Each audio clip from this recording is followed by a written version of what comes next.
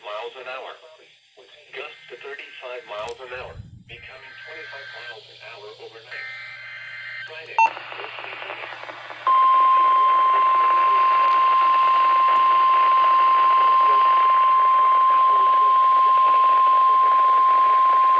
This is the weekly test of the NOAA weather radio warning device. During potentially dangerous weather situations, specially built receivers will automatically activate to warn of impending weather hazards.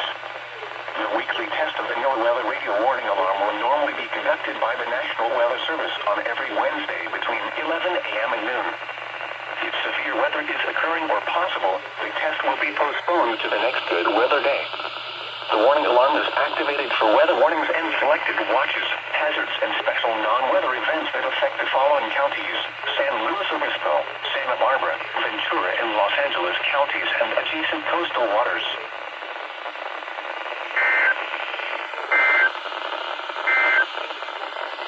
Coastal weather observation.